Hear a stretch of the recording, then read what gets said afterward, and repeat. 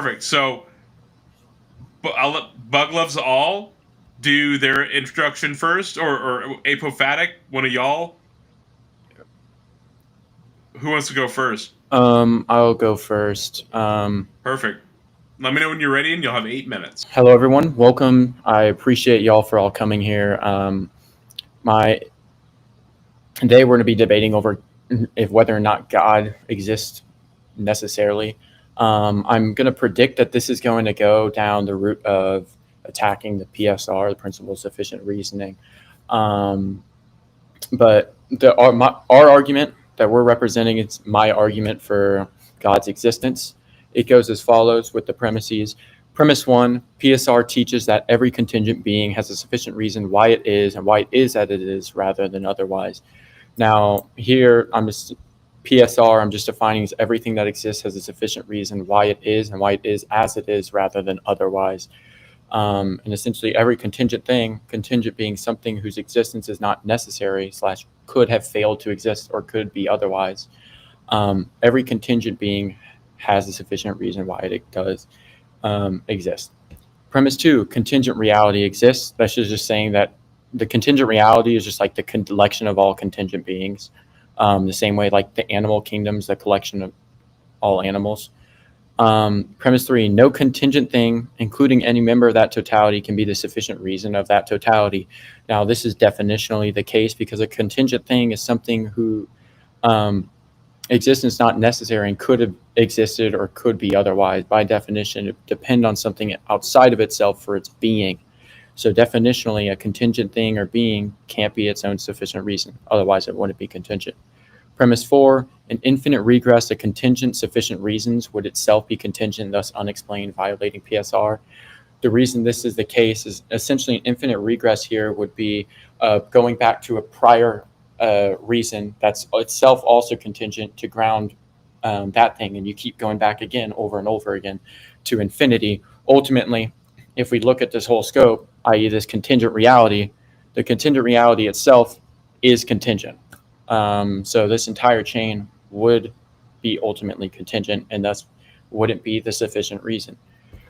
Conclusion 1 is therefore there must exist a necessary being outside the totality that is the sufficient reason for the contingent totality. This is pretty self-explanatory. If P, then Q. P is the accumulation of these first 4 premises. This is the therefore Q. Premise 5, anything with potency is not necessary through itself and will require a sufficient reason. Conclusion 2, therefore the necessary being must be pure act.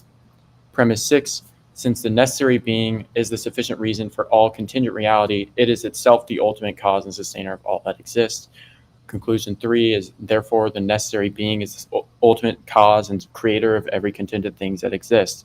This is just establishing like that there has to be a necessary being that has to exist. Now, this is honestly where the argument can end, because once we get to this point, the debate's over. We showed that God exists by necessity.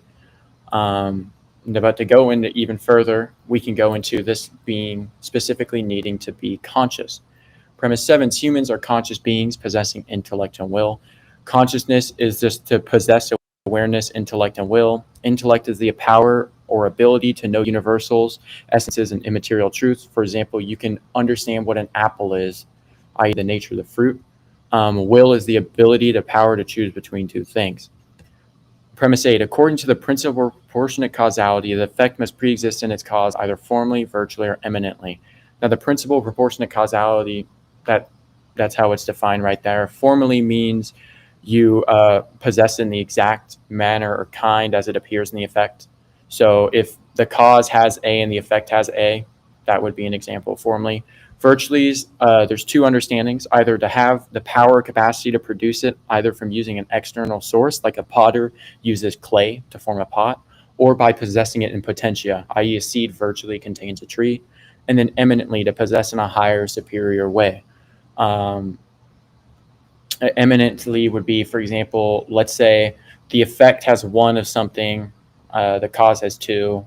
2 is eminent in 1 in terms of scale. Like that would be an example of eminency. Premise 9, since consciousness exists in human beings and the first mover is the ultimate cause of all being, it must possess consciousness eminently, virtually, or formally. Conclusion 4 is therefore the first cause possesses consciousness formally, virtually, or eminently. Premise 10, but virtual possession implies potentiality.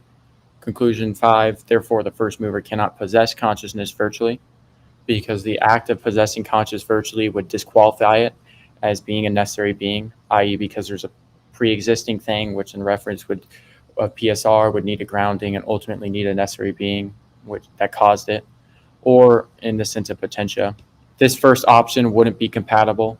The second option wouldn't be compatible, so the first cause couldn't virtually create. Premise 11, only being that is itself conscious can possess consciousness in this way. Conclusion 6, therefore the first mover must be conscious. This fully actualized conscious first mover is what we call God. The reason it would have to be formally is because in term of eminence, there isn't a higher or superior way in like intellect, in terms of possessing intellect or will or consciousness. You either possess it or not. I.e., for example, will, the ability to power to choose between two things. There isn't a version of will that's like greater than someone else's, like an eminent form of will, because this is all it is. It's like binary. It's either you do or don't have it. Intellect is just the ability to know universals, essences, and immaterial truths. There isn't an eminent form of this. We would have intellect the same way, like in the same sense that the first cause would have it, i.e. just in this strict definitional sense. So that's why it would be in the formal sense. No, I'll concede the rest of my time. Awesome. Thank you for the opening there. Let me remove that. You. Oh no, I listened. So I want to say thanks to Breakfast Taco. Oh, okay. You just peed over it. Okay, gotcha. Thanks to Breakfast Taco, Bloodbath debates. Thanks to Leo for partnering up and to my opponents for having agreed to this debate. I'm sorry, Mega Bloodbath debates. So for my position is obviously that not only a god does not exist necessarily, but does not actually exist at all. Now, as a positive claim something to exist, it would be a burden for the theist to demonstrate. And I'll be presenting a few arguments as to why I believe a god does not exist, even though really the burden is on them to show that it does. Firstly, I want to talk about what a god is and what it means to be a god. Now, there's some different opinions or definitions, but I think the definition of God comes with a lot of baggage. The concept of gods has been defined and redefined from the start of simple animism, or attributing spirits to natural forces, to polytheism, and then into monotheism with different definitions. I want to be very clear that simply labeling something mundane as God and then trying to define it into existence is not actually addressing the core concept of a god. So I would usually define a god generally as any transcendent agent or being with will and sufficient power to violate or alter the physical laws of nature, usually associated with or being the source of divinity, sacredness, or sanctity. Now, this definition would need all those categories met: the will, sufficient power, and some kind of divinity. As a necessary being or something that's not contingent on anything else, a lot more has to be added. Now we can explain necessary as could not fail to exist, while contingent things could have failed to exist. Usually a god that exists necessarily has everything else that exists contingent on that god, making a massive burden of proof for our interlocutors to show that not only does a god exist, but everything is in fact contingent on this god. A god could exist and also be have will and power, but they've got to show that everything actually is contingent on this god. Now, I want to put across a few arguments why this god doesn't exist. The firstly is the lack of evidence. Now, you can make arguments about a god, but I feel that evidence is really what you're looking for when trying to prove something. There is literally no evidence to suggest such a god exists, and a lot of reasons why one doesn't. The first one is an immaterial mind. So this is a inductive argument. It's based upon what we see around us every day.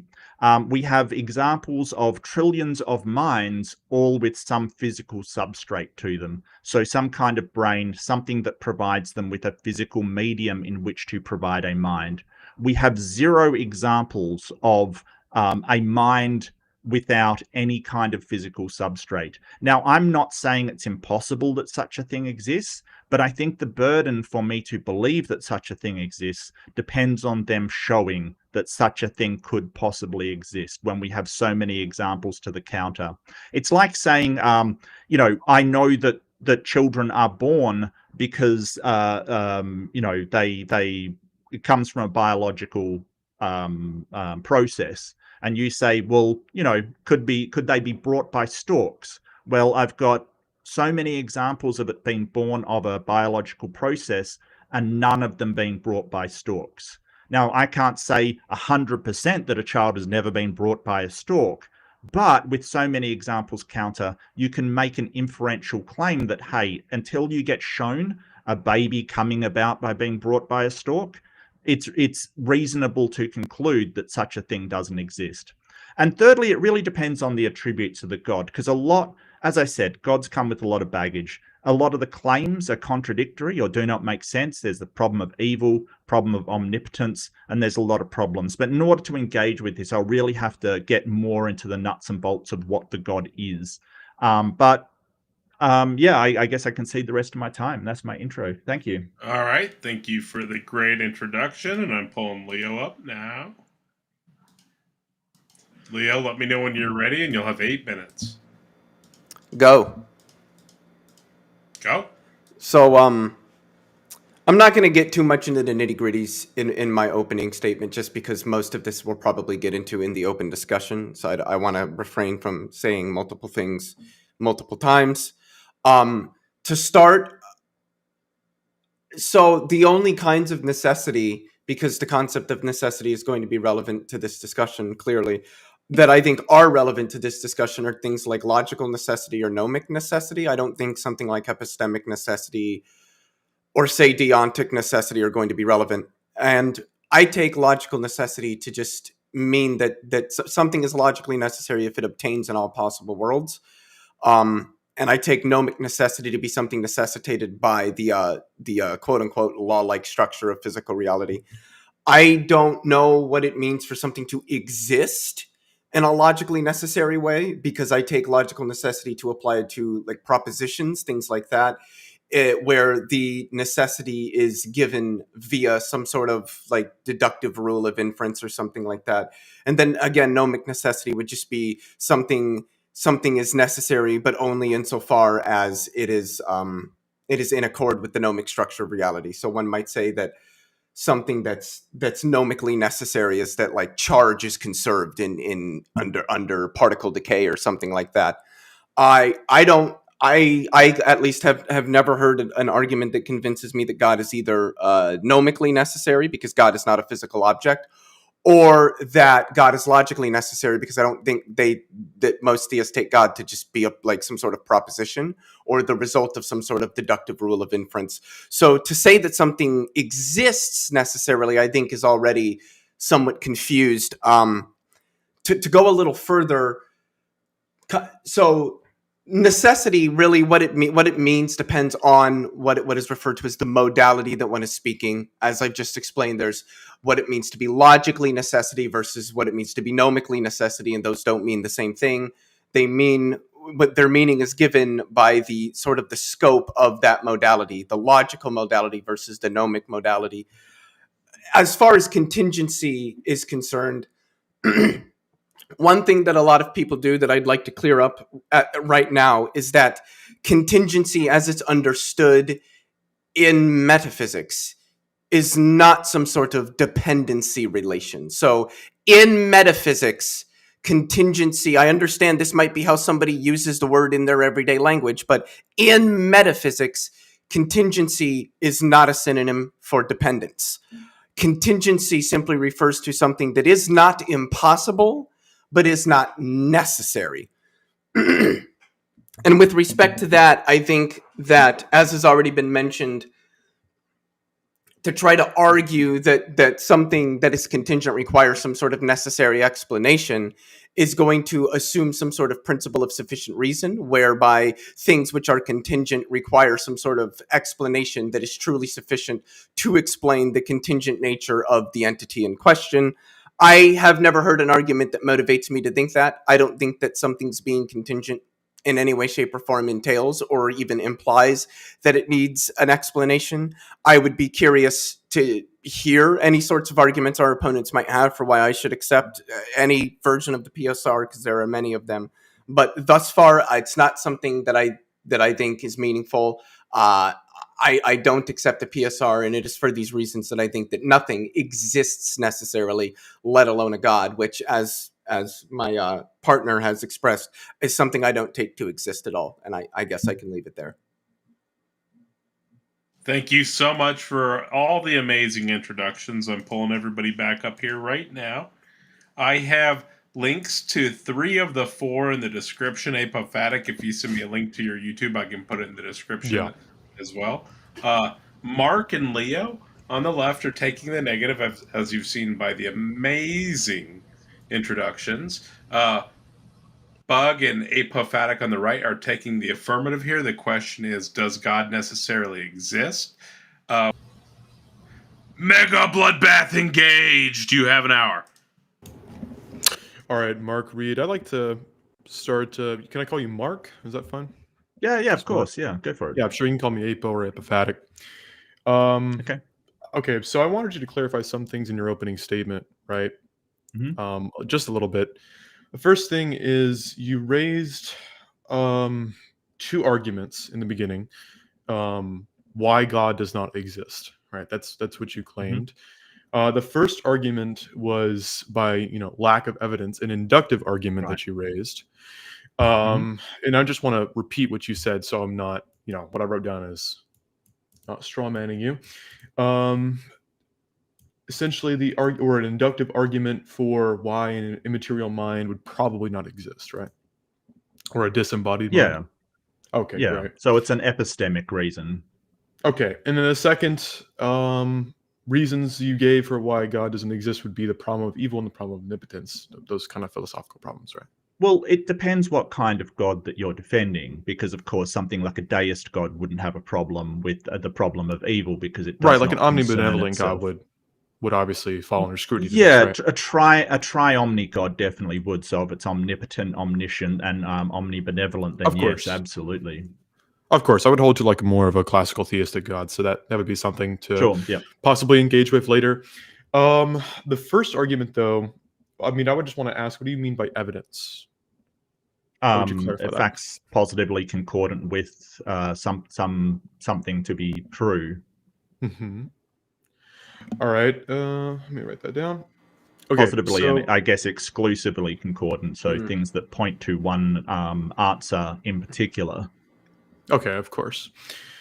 So the proposition, though, is that God does not exist necessarily, right? And your justification for that proposition is going to be an inductive argument, right? Yes. Okay, so I really, the proposition God does not exist is not just... Sure. Yeah, but remember, the proposition is God does not exist. That's what you stated at the beginning. You said, well, I believe that God does not exist necessarily, and your first argument was an inductive argument. No. I said that I believe that God does not exist, and you're saying that he exists necessarily. Yes, I am. I understand. He exists in all possible worlds. Yes. That would be contradictory to reject the proposition that God exists. So is it possible that a God does not exist? No. So there's absolutely... Why not? What kind of contradiction are we talking about? Like a logical contradiction? Yeah, P and not P would follow. What would the P and not P be? In believing that God does not exist. Yeah, what's God does not exist entails a contradiction. What is that contradiction? You wouldn't be able to provide the sufficient reason for contingent things or the set of all contingent things.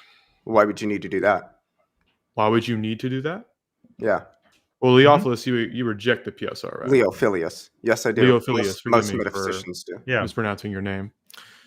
All right, so you reject... You can just call me Leo, by the way. I call you Leo? Probably... All right, Leo. Yeah. So you reject that proposition that the PSR? or the Yes. axiom? Okay. Yeah. Because it's very hard to tell whether acausal things actually do occur. Like, for instance, the radiometric decay of particles. Like, we can't really figure out any cause, so we believe it's acausal. Not the rate of it, but which atoms actually decay. So we don't know if there is acausal things or not. But you're sort of saying, hey, there definitely is no acausal effects in our world, and to me, that's another baseless claim. That you haven't actually shown there to be zero acausal effects. You're just assuming that is so. All right. So the first, okay. So the debate will hinge upon proving the PSR. That's all I wanted to get. Just to clarify, contingency doesn't entail causality. What the argument that's generally given is that it entails explanation. So somebody could technically hold to a PSR even though they believe that there were acausal processes in physical reality. They might not be causal, but they would still be explained in some other non-causal way. I'm not necessarily saying that either of our opponents has that view, just that is a view that one can take. I'm not sure that's coherent. I'd maybe disagree with you on that, Leo. But yeah, I mean, they can take that view. I just don't think that would be coherent, really. Yeah, I don't see that working out either. I think we can all agree that ultimately this is going to hinge on, like, if the PSR is proven, then we can prove God's existence. Is that correct? Well, I think if I accepted a PSR, I would just accept that there's some sort of explanation for the set of contingent facts. Well, I don't even know if I would accept that particularly. A lot of this, for me, has to do with like Van Inwagen's modal collapse. If one accepts the PSR, so I mean, I think that really does it for the PSR. To be completely honest. Yeah. Okay. Well, you obviously had a disagreement on PSR. I wanted to talk to you about that. I know in your intro you mentioned there's many definitions of PSR. The definition I'm going with is that everything that exists has a sufficient reason why it is and why it is as it is, rather than otherwise. Obviously you disagree with that definition.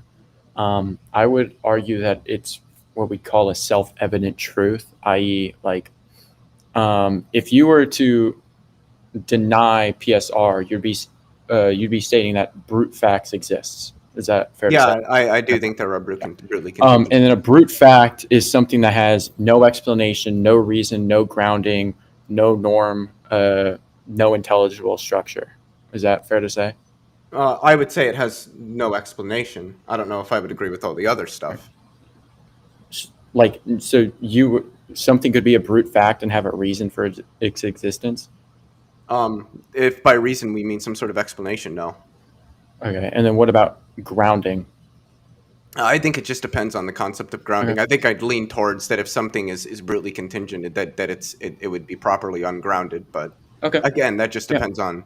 I can just say, I think if something's contingent, it's not grounded. That's fair enough. So I would say to say that the PSR is false, or i.e. like brute facts exists, or even that like a thing specifically is a brute fact, like let's say X is a brute fact, is to use a normative in a reason, i.e. there's an aim at truth, like it's true that you believe this, and then the reason you believe this because you believe it's true. Like there's reason within the statement, just to even say that a brute fact exists, or that even one thing exists as a brute fact.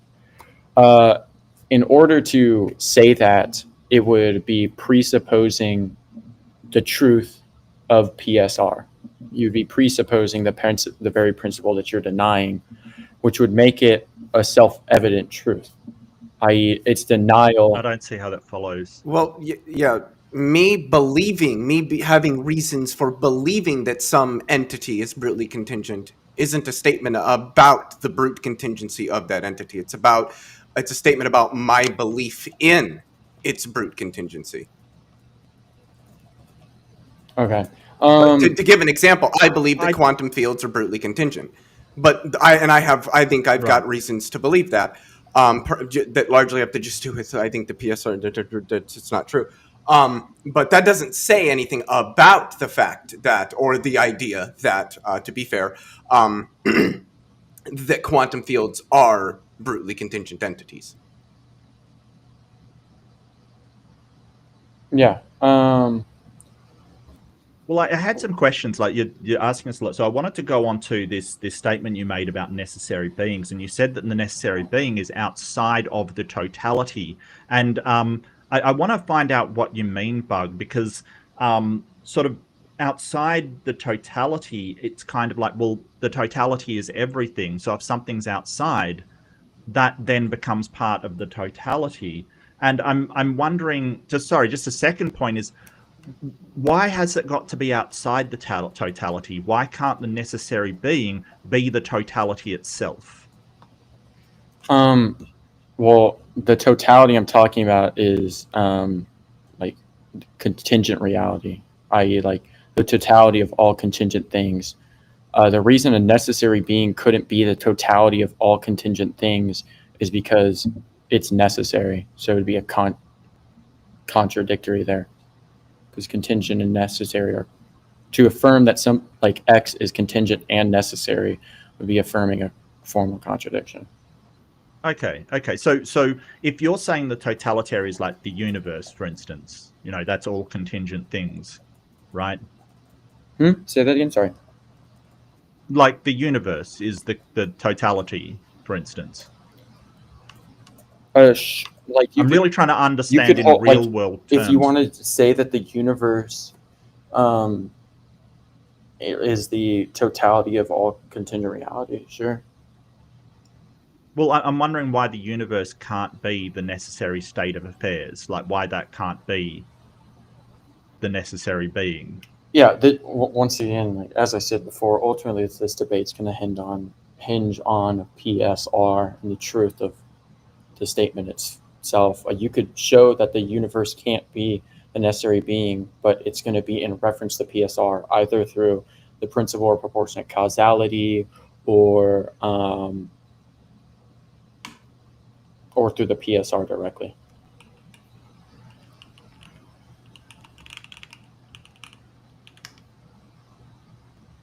Okay.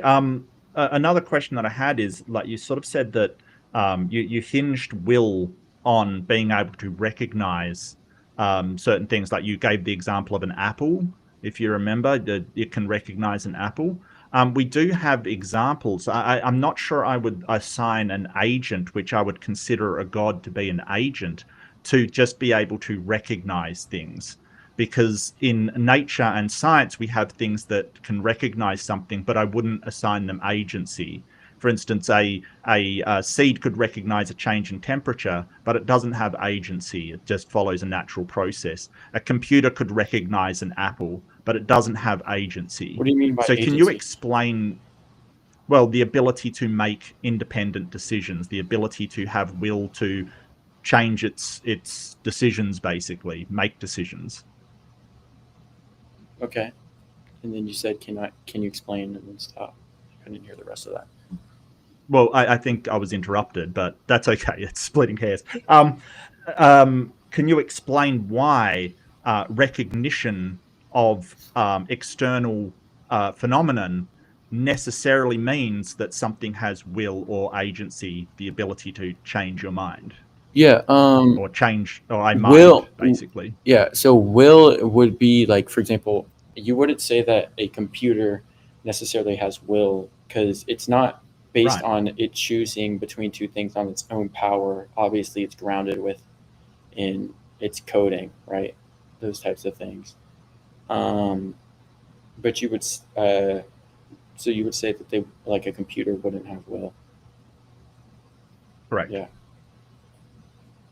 What was the other half of your question? So can we agree that just being able to recognize something or identify it does not necessarily mean something has will? Well, how did I define will? How did you define? Well, maybe redefine it for the me. Ability, maybe I'm misunderstanding something. The ability / power to choose between two things. Yes. Yeah. It's in and that would be in reference to like under your own accord. Or Yeah. So, for instance, a seed can recognize certain amount of conditions that have been established in order to take root and grow. For instance, like it would be able to recognize certain information in order to process that information, and a process would start. But it does not have will. It doesn't have any ability to change it. So, if you fool a seed by creating the conditions and then change them, it will just die, but it will try to do that anyway. I don't think a seed would have will. Yeah. So like with like the seed example, like an aspect of will,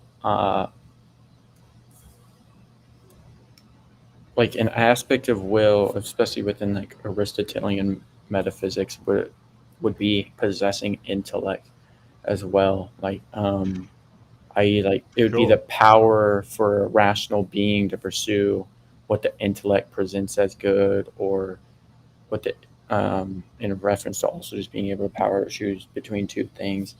So an aspect of will would also require intellect, or in some sense a self-awareness, and like intentionality. Something like a seed wouldn't do those things because, like, for example, a seed doesn't weigh good, like the goodness of things, or like it's in reference. A seed does things because like growing and those types of things via like its biological programming and like external stimuli. It's not its own deliberate, intentional action. If you understand what I'm saying. In the same way that it is for, like, for example, a human. Yes. Are we getting at this I would idea agree. that why think this, if we grant that there's some sort of necessary explanation for the set of contingent facts, like why think it's an agent? Is that what we're getting at here? Yeah. That's what I'm getting at anyway. I don't think even if there is a necessary cause, I don't think that it has been established that that is in fact an agent. I think that that's the weakest part of that argument that I saw.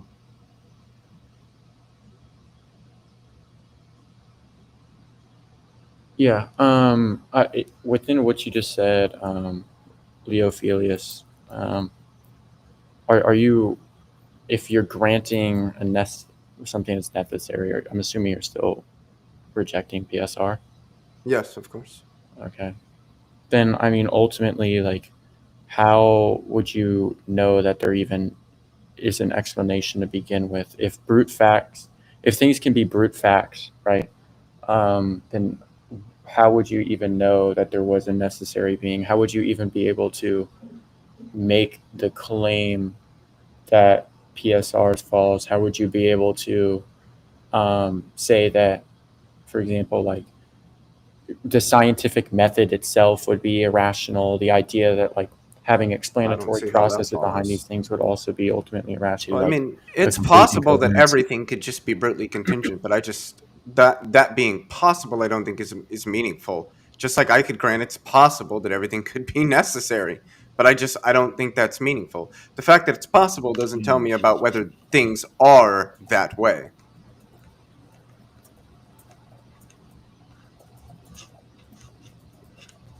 Okay. Yeah.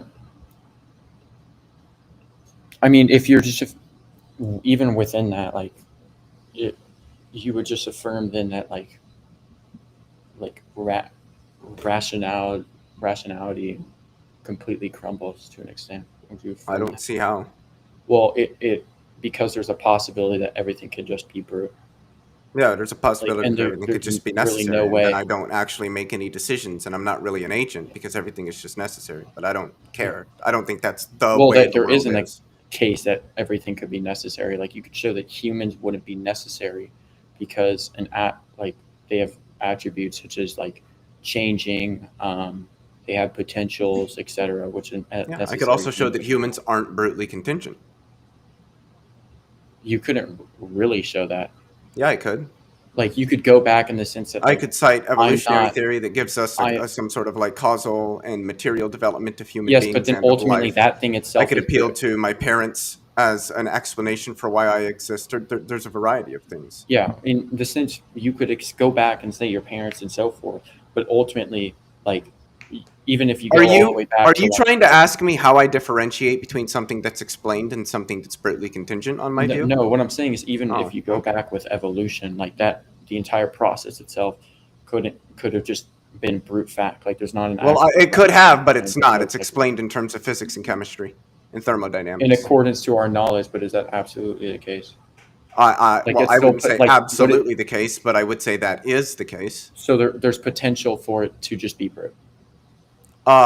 If by potential you mean it's possible, yeah, but whether something is possible doesn't tell me about whether or not it is that way. So, like, ultimately, everything within your worldview has the possibility to be brute. Sure, but that's trivially true. Like, nothing turns. He's just saying it's logically possible. There's no contradiction in that, right? That's what you're saying, Leo. There's no logical. Yeah, there's nothing wrong with thinking the world is that way. I don't think it's that way. I think it's clear it's not that way.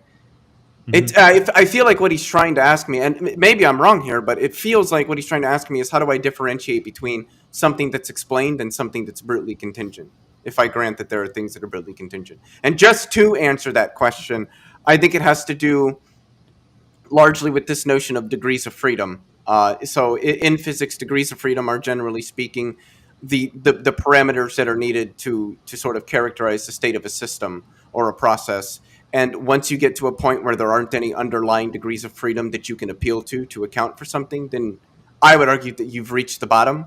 That's the bottom. Those are properly fundamental entities, and they are brutally contingent in virtue of that fact. Which is why I think something like quantum fields are at least one class of things that are properly fundamental and brutally contingent, because you cannot reduce the mechanics or the dynamics of quantum fields to more underlying degrees of freedom. Yeah, you could, but ultimately, by affirming that, like, PSR is false, you could lead into, like, within a principle of explosion, in some sense, that everything is ultimately inexplicable. Let's say with, like, for example, there's. Well, I mean, sure, everything would be inexplicable at its fundamental level, but again, I think that's just trivially true. I don't think that's anything really turns on that fact. You could even say, in some sense, that it's like a logical impossibility could be false. That what is logically impossible? Could be like for example, you could affirm that LNC could be false. Like, let's say, for example, like the argument that, like, X must not be true because if it were, it would be inexplicable, or like. I wouldn't say LNC as in like the law of non-contradiction. I wouldn't say that's true or false, because I don't take the laws of logic to be, I take them to be axioms, so I don't take them to be propositions, and thus I don't take them to be truth apt. Okay. I know Apophatic has something to say on that. If you want to comment, Apophatic. On what? Whether logic or he said, logic is axioms? Yeah, axioms and not propositions, and that there's no truth there. Or no truth. All right, so how would you cash it out? Logic is an axiom. How would you cash it out? Well, no, logic is based on axioms. Logic is based on axioms. So, like the LNC, would that be an axiom? I would think so, yeah. I think that's an axiom of classical logic. Okay, and how would you cash out what that means? You say it's an axiom. That just means that's some sort of statement that humans work with. Okay. So and how would you define a proposition? A proposition is some sort of truth apt statement. A statement that can be true or false. Yeah, I can agree with that. All right. So, I would say a proposition is a primary truth bearer. So when you say something like logic is an axiom, or for example, the LNC is an axiom, but it's not a proposition, that's kind of I don't know how that would make sense, right? Because if an axiom is just a statement, and a proposition is, in your view, a statement which can be true or false, then it would fall under that definition, right? As a proposition. I don't think so. How would it not fall under that definition as a... The same way there's lots of statements that don't fall under that definition. If I said, what time is it? That's not true or false. Questions aren't truth apt. I would say that but they're still statements. I would say axioms are like questions are statements that are not truth-out. Are axioms reducible to sentences? Are axioms reducible to? I mean, I think axioms are probably in some sense a sentence. Okay. At least in some formal language, I think they would be some form of sentence. So would the LNC be prior to language or posterior to it? Are sentences prior to language? No, that's not what I'm saying. You consider No, is the LNC Or prior? is the to LNC Yeah. prior? I I said the think LNC. Is it that prior or depends on what we posterior to mean by language. But largely, I would say sentence no. structures? How about that? I Symbols that don't we think so. I don't think it would be. I think that the laws of logic, including the LNC, are kind of models of how physical reality behaves. And I think that the way that we've described it is an axiom, but we're trying to describe something in the real world, much like mathematics is axiomatic, but we're trying to describe something in the real world. All right, yeah. So you're attempting to describe something that is in the real world. Now, would you say it's a material thing? Mm-hmm. What is it? What, that something cannot be itself and the not LNC, itself at the if same you're saying time? it's a material thing, what material thing is it? Yes, so something cannot be itself and something not itself at the same time. Yeah, I'm saying what is that? You're saying it's a material thing that exists. I'm saying point to the material thing to which it corresponds to. Well, any material thing, like my pen cannot exist and not exist at the same time. Yeah, I understand the principle, but the principle is not identical to your pen. The principle or standard for the LNC is not your pen. It's not reducible to any kind of matter. I'm saying, well, if you're claiming it's matter, or I didn't say it would be. You said it's material. Like, do you understand a model is not matter? Okay, a model is not matter. Yes, it's like saying, well, the map can't be reduced to the hills that you're describing. Well, okay. The issue that you're not understanding is when you say the LNC is made up of matter, it's material. That's what you claim. You did say that. I asked if the LNC was material, and you said yes. I never said that. No, I said it's describing some physical property. Is it itself material? The description. The description, no. Descriptions are never physical. They're never physical. When I describe something, is that reducible to the physical breath that comes out of my mouth? Or do you believe in immaterial concepts or ideas that we have? Well, it depends on how you're describing it, really. Do you believe that when we are describing reality, is that through immaterial concepts in our mind? Yeah, to our mind, sure. So, okay. Is our mind made up of matter? But it still reduces to wait, right? Hold on now. Is our mind material or immaterial?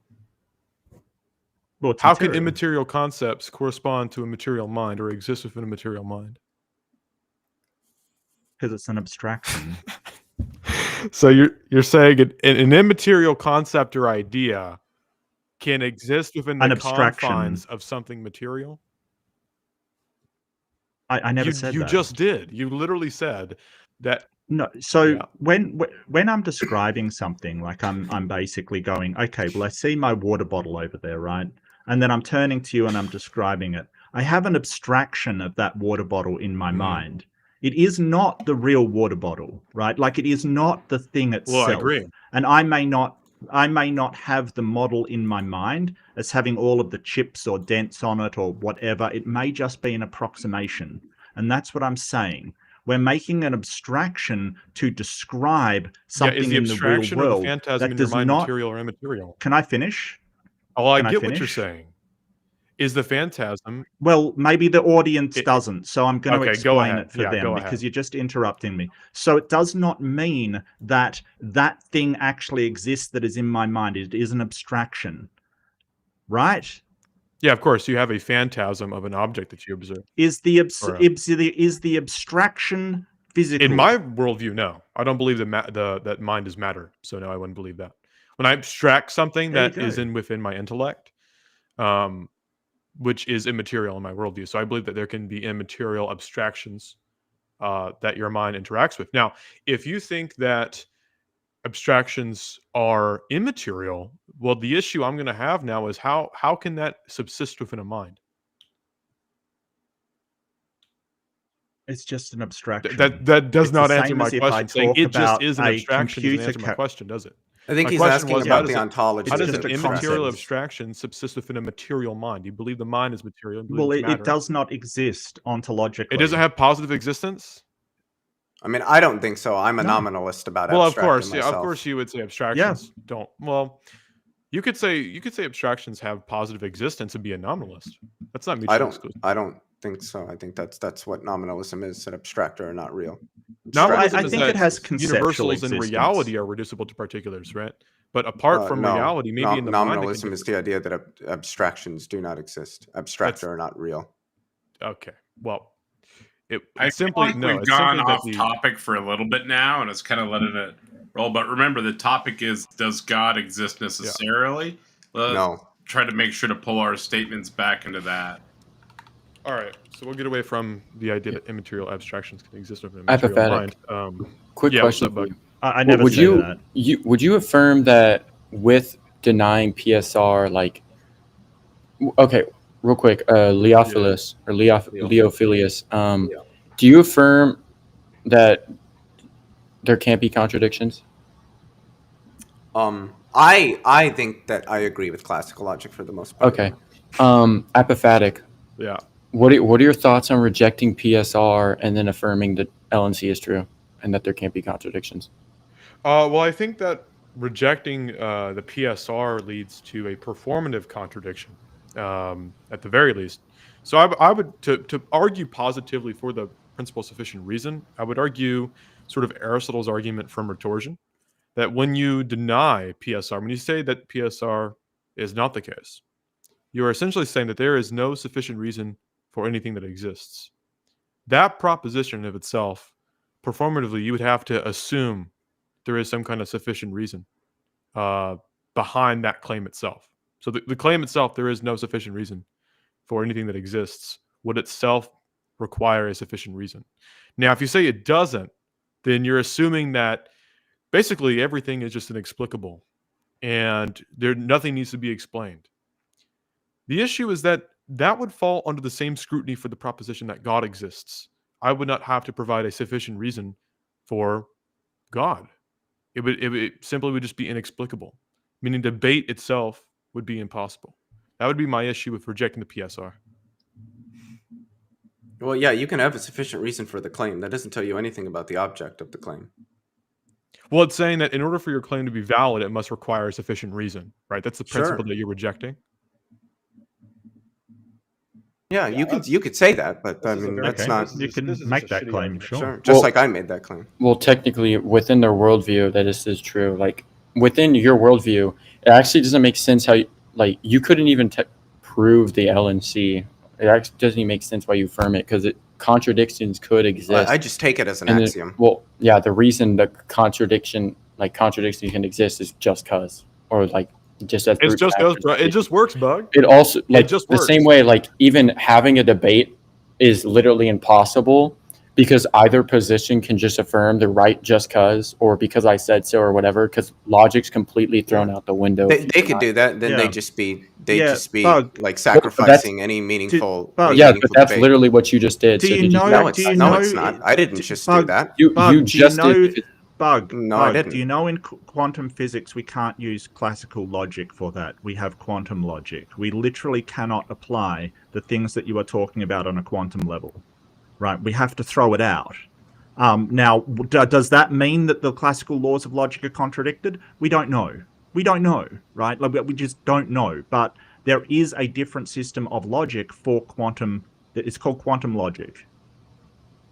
There are logicians who don't accept classical logic. Mark, I'd appreciate if you didn't use logic here because, I think it's incompatible with the rejection of PSR. Why would that be incompatible with rejection? Why would that be? Well, I don't get it. Within logic, if you deny PSR, you're holding to brute facts, just being things can exist for no reason or just because. But what law of logic does that's completely, you could throw out logic itself.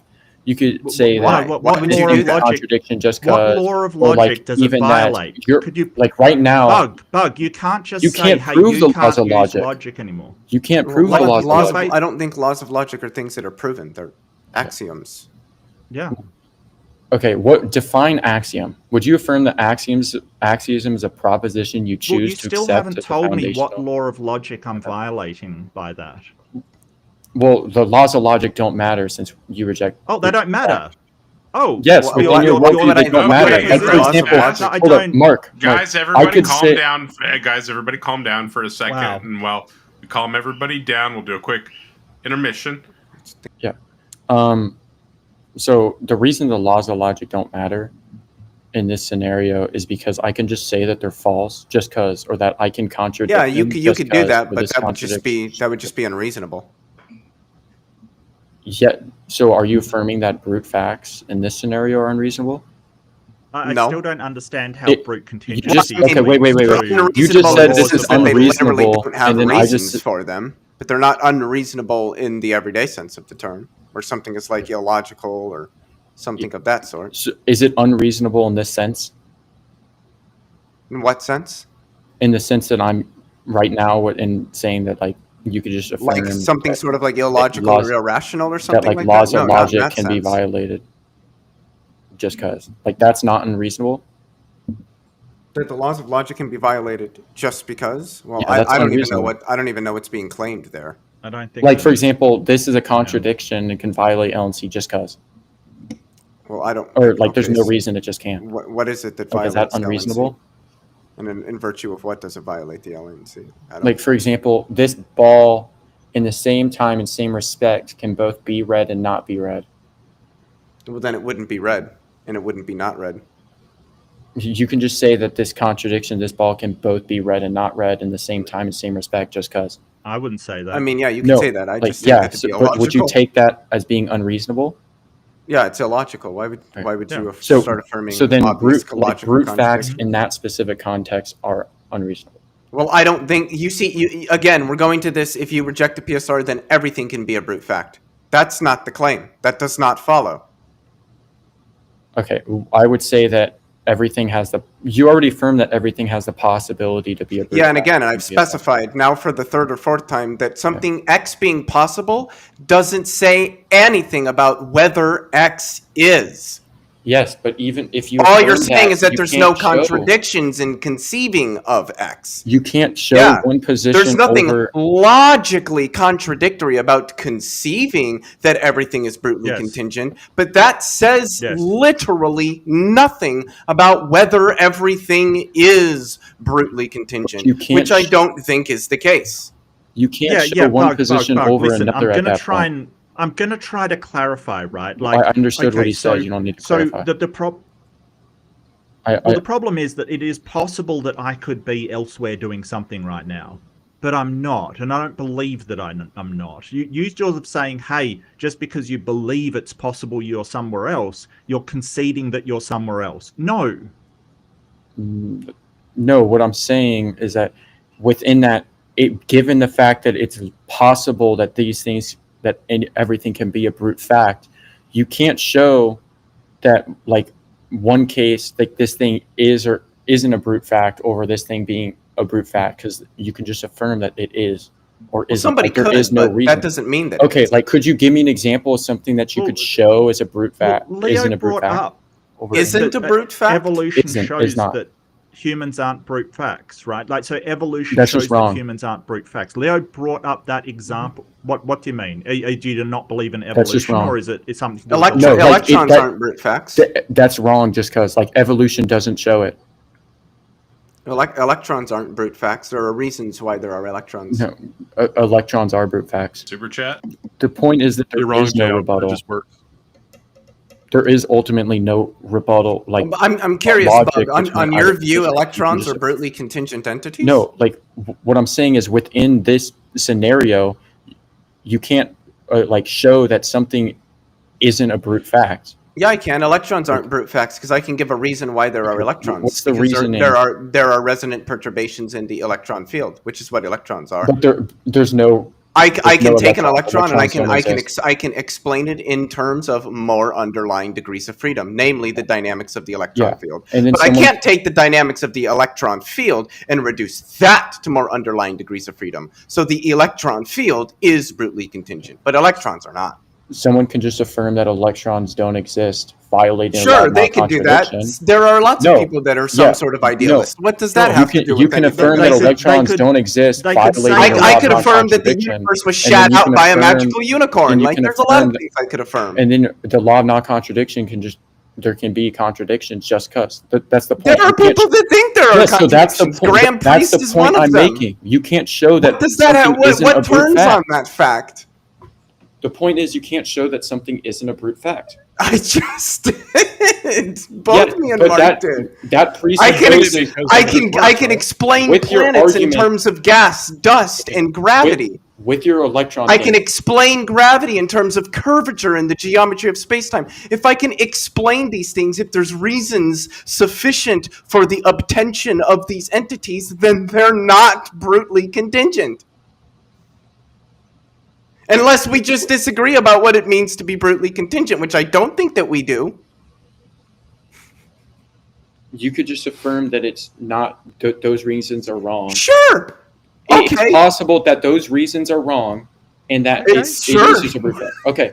So it is possible. I don't know what turns on this. What turns on the possibility? Leophilius. So it is possible. You would affirm. Sure. What turns on that fact? So what I asked you was to show how you could show that electrons aren't a brute fact. But which you would do by showing the reason sufficient for why there are electrons, it's possible that those reasons are wrong and that it is a brute fact. You didn't show that electrons aren't a brute fact. Yes, I did. You just gave a possible scenario in which they aren't. Well, no, I gave the actual scenario.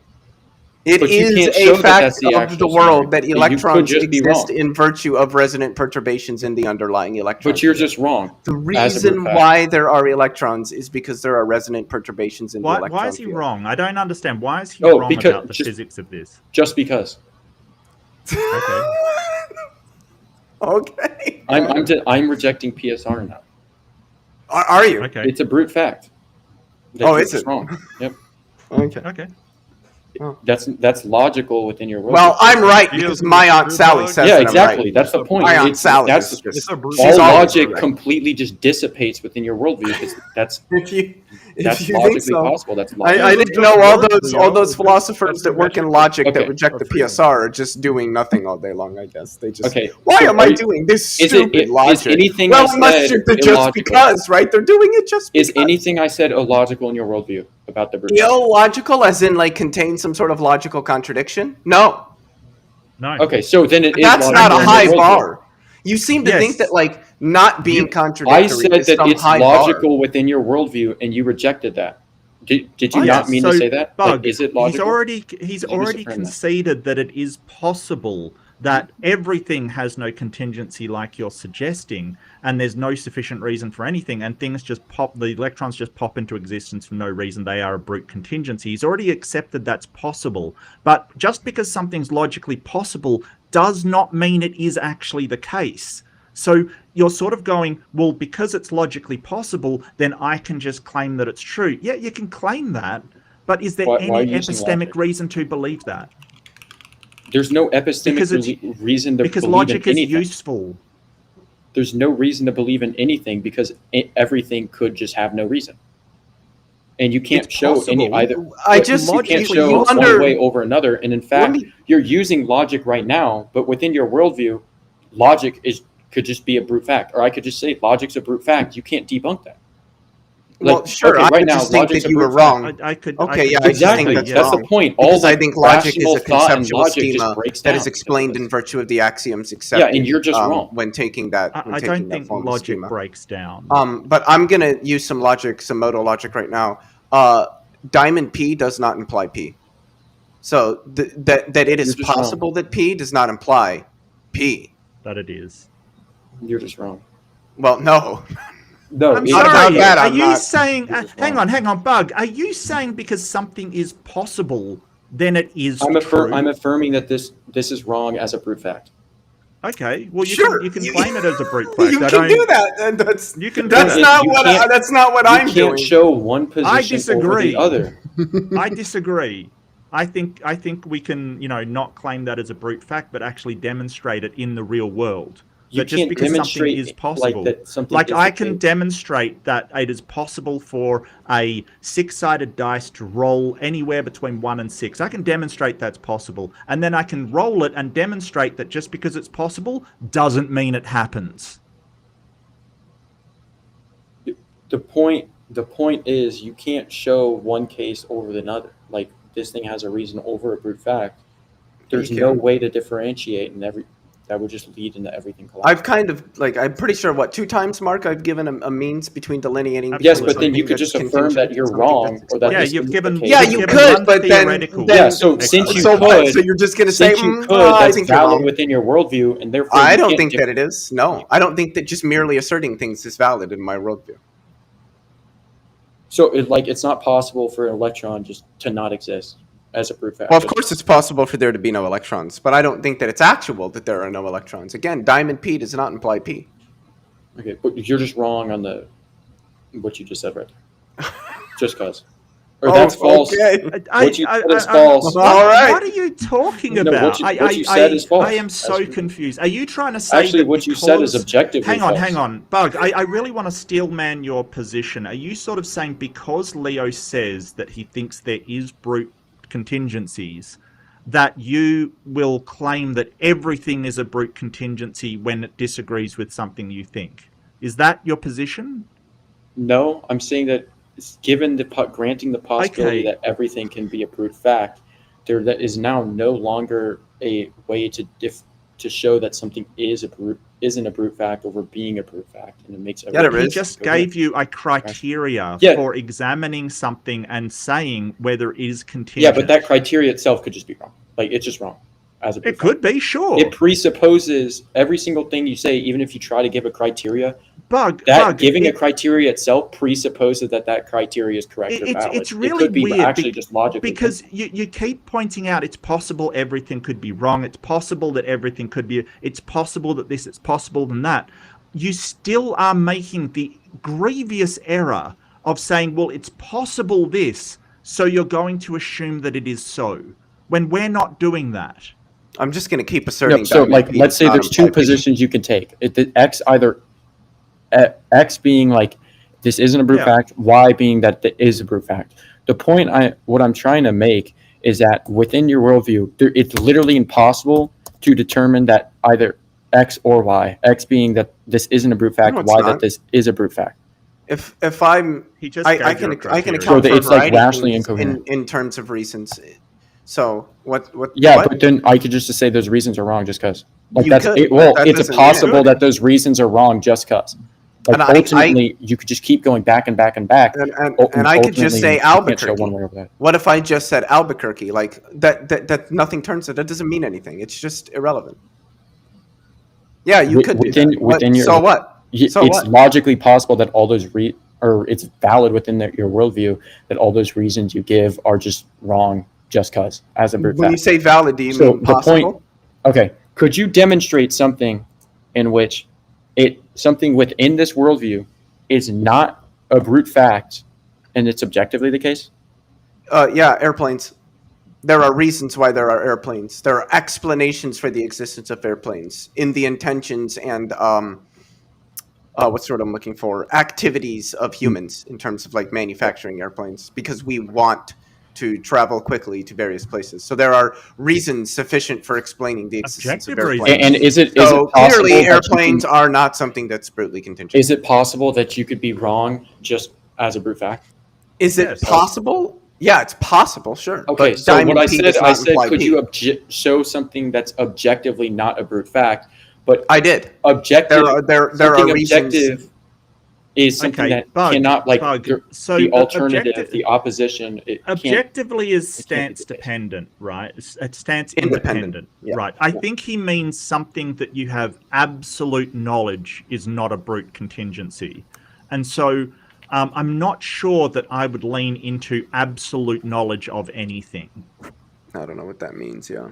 it sounds like you're trying to say something that Mark, you have. Can you define What objective?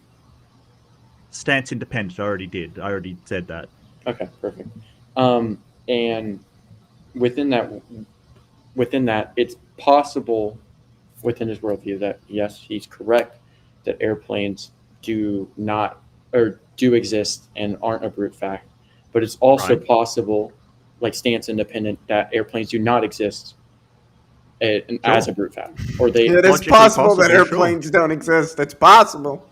Yes, so therefore, independent of our own beliefs. Okay, and let real me break fast, this. that was the initial hour. You've got 9 minutes starting here in just a second from the super chats. If anybody has any super chat questions for our debaters, or you would like to add some time to the debate, there's still 51 minutes available. So feel free to submit super chat questions or comments or whatever. You guys have 9 more minutes starting now, and any super chats that get added in, I'll just add them to that timer. Yeah, so when we're saying possible, we're talking about not logically contradictory, right? So we're really talking about, it may be, and I hate to bring this into the conversation, but it may be that we're in the Matrix and the airplanes don't really exist, or that it's a massive worldwide conspiracy that airplanes don't exist and everybody's lying about it. Like, these things are not logically contradictory. They are possible. But does that mean it is so? No, that's not what we're saying. Yeah, it's not even plausible. Something's being possible doesn't make it plausible or probable. Yeah, exactly. But you can't objectively show that this is the case. Yes, we can objectively show it. No, because there's still the possibility that it is not the case just as a brute fact. Because there's you're granting the possibility that airplanes still don't exist as a brute fact. So you think I can't objectively show that airplanes exist simply because I think it's possible that they don't? Yes, when I'm referring to objective, obviously it's I can do that right now, actually. But also, like, it's true whether or not anyone thinks it's true. I think Leo's gonna get on a flight and go somewhere just to prove it. That doesn't exist. It's an airplane.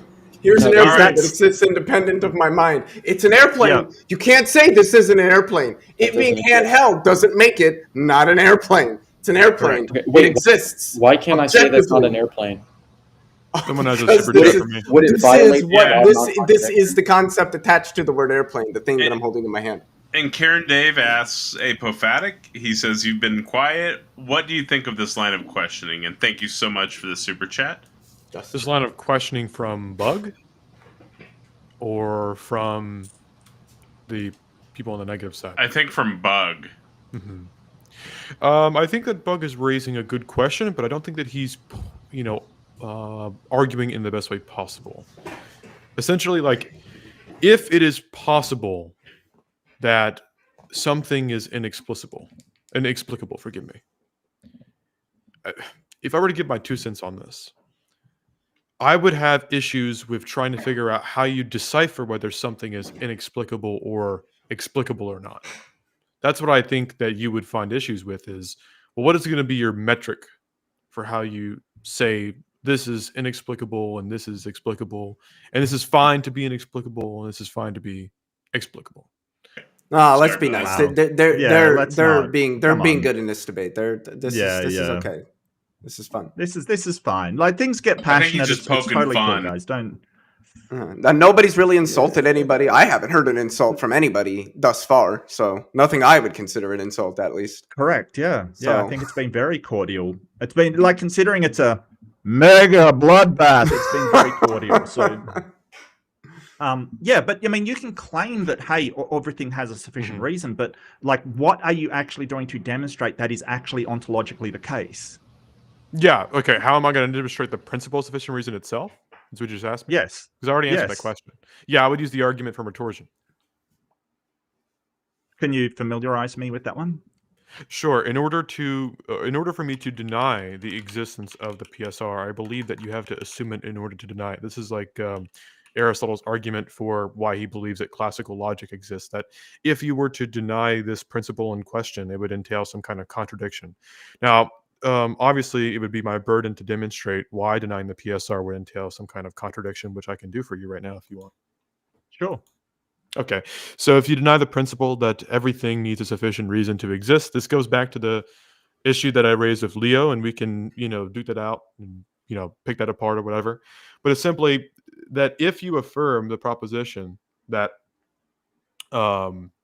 some things require sufficient reason while other things don't require sufficient reason, hence denying the statement implicitly that all things require sufficient reason, then you're going to have to claim that there are some things which are brute in their explanation. They don't require any kind of explanation, and that some things do require an explanation. I'm going to find issue with how would you even figure out what requires justification and what doesn't require justification. Well, what Because I'm you're asking saying- justification or explanation? Because I don't Forgive take me, those to be the explanation. same Forgive thing. me. Yeah, there's a difference. My bad. So Explanation. really, what I'm asking you, I was what is using the them interchangeably. sufficient reason of why PSR is true? What is the reason for why PSR is true, or the sufficient reason? Correct. Yeah, it's Sufficient reason. justified. Yeah, I would say it's well, okay, sufficient reason can either be in reference to something prior to its own existence, right? So that when we talk about the sufficient reason for something, that could be mentioning something that is the grounding for its existence, or something that's justified by its own necessity. So out of its own necessity, it would be sufficiently proven, or would have a sufficient reason. So an example is like, Sorry, by its yeah. own necessity. So you're grounding the principle of sufficient reason by its own necessity to be true. I didn't say that necessarily. I said for the principle Okay. sufficient, right? For the principle of sufficient. Oh, sorry. Let's. Oh, okay. About the principle of sufficient reason, and yeah. basically, I thought you had said it was true because it was necessary to be true. No. I was just demonstrating the two ways of like the two ways in which something you can provide a sufficient reason for something. It's going to be either by its own necessity for something else, or by referencing something prior to its own existence. Now, the principle of sufficient reason, I don't think that that something is something prior to its existence in terms of like temporality. I think the principle of sufficient reason is obviously for me, I think it subsists forever, right? In like God's concept or mind, in his concepts or his mind. So I would say that it is justified out of its own necessity for other things, right? So when something is justified out of its own necessity, this kind of goes back to the argument from Retorsion, which is that if you were to deny the PSR, it would entail some kind of contradiction or performative contradiction at the very least. If you were to deny that there is contradiction. Okay, This is what we're asking you. What is exactly, the contradiction? which is what we need to demonstrate.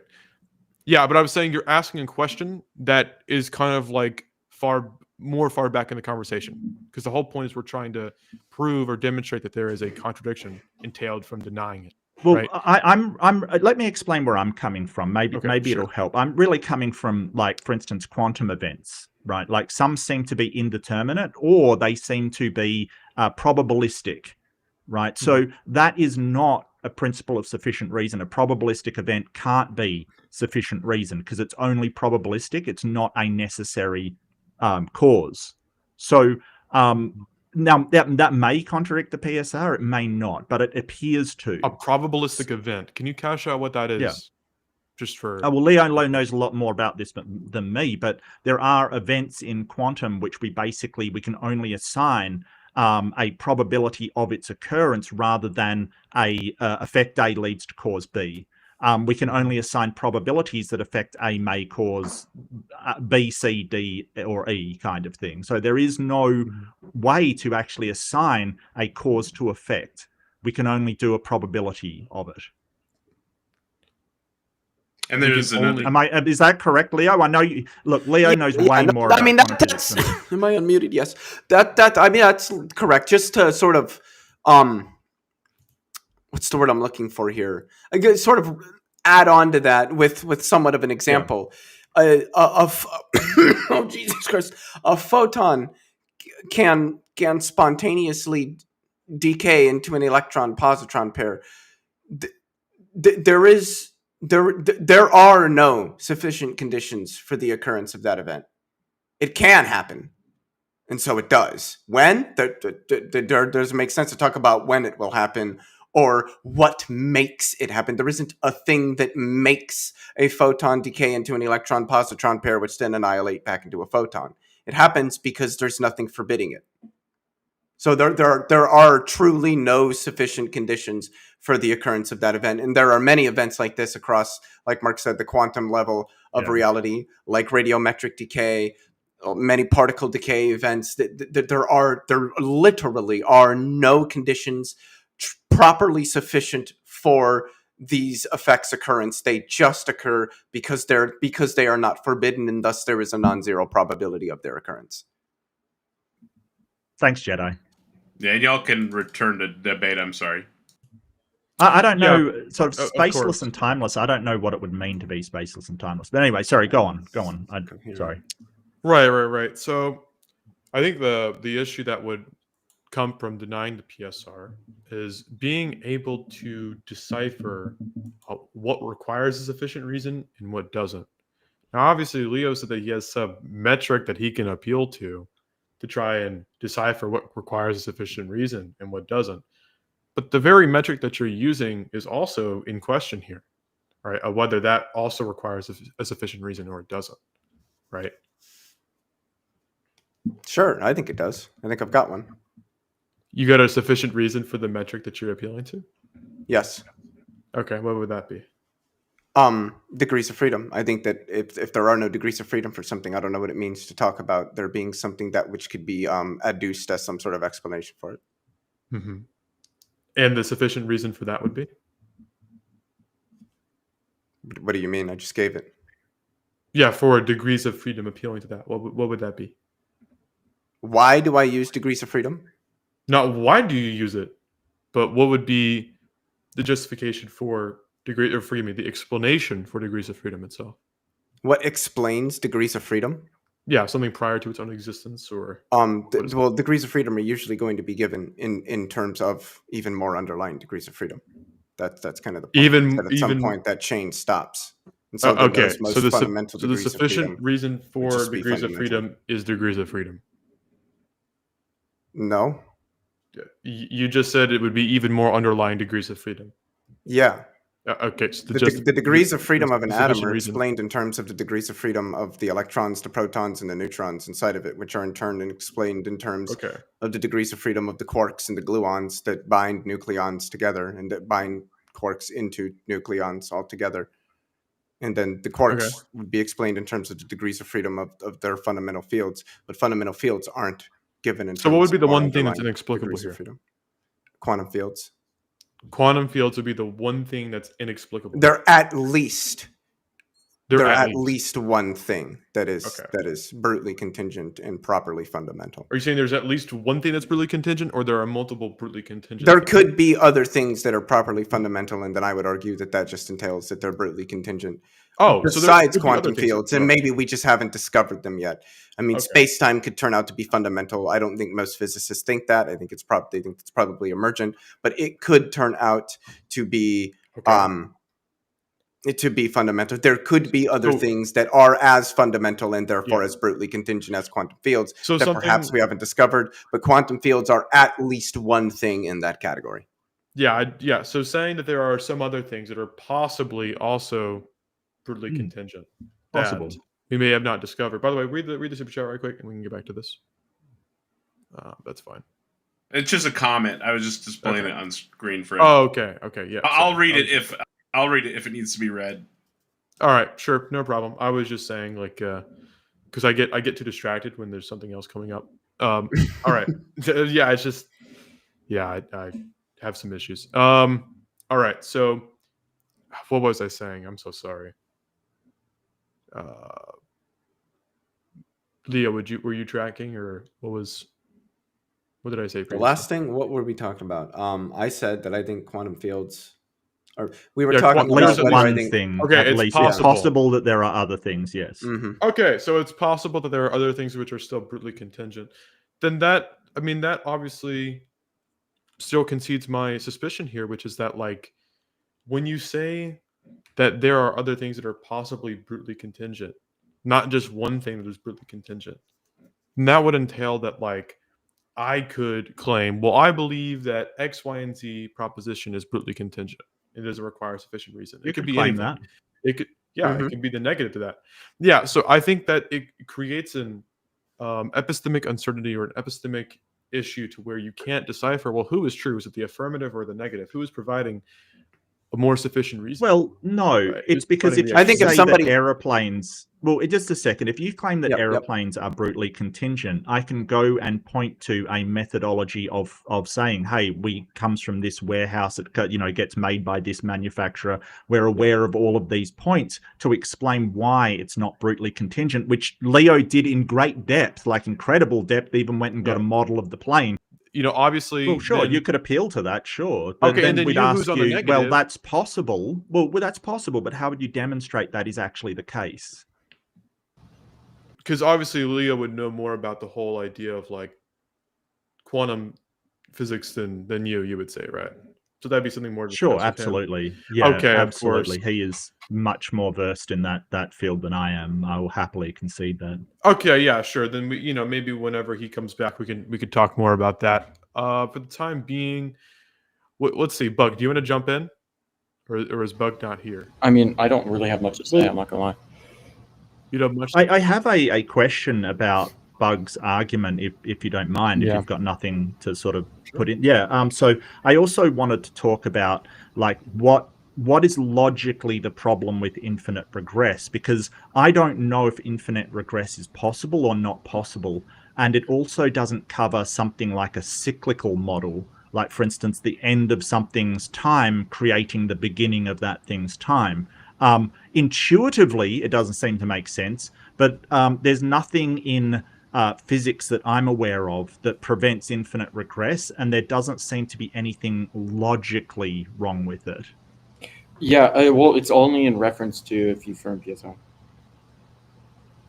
Okay, gotcha. So it still rides on that PSR. Yeah, because the premise is that like an infinite regress of contingent sufficient reasons would itself be contingent and thus unexplained, violating PSR. So it's in reference to there can't be an infinite regress because it would violate PSR. But what if you had an infinite intuitively, regress that's of things true. where each successive or each prior member of the set explains the successive member? Then every member of the set would be explained.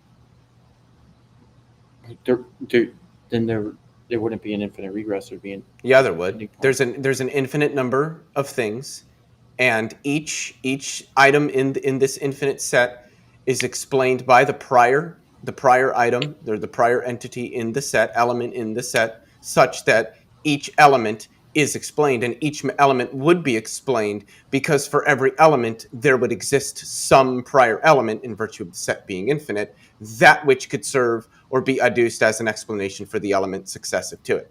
So you could have an infinite set of things where each member of the set explains its successive member, and every member of the set would have an explanation. And that would be in virtue of the fact that the set is infinite, and for every element in the set, there is a prior element that can be adduced as its explanation. Yeah, if you just keep going back infinitely with contingent reasons, ultimately the whole thing, there being no ending point, you're basically just pushing the burden for the sufficient reason back over and over and over again with no ultimate endpoint. So given that there's no endpoint, the chain, like if we're imagining it's an infinite regress, where it just keeps going. Mm-hmm.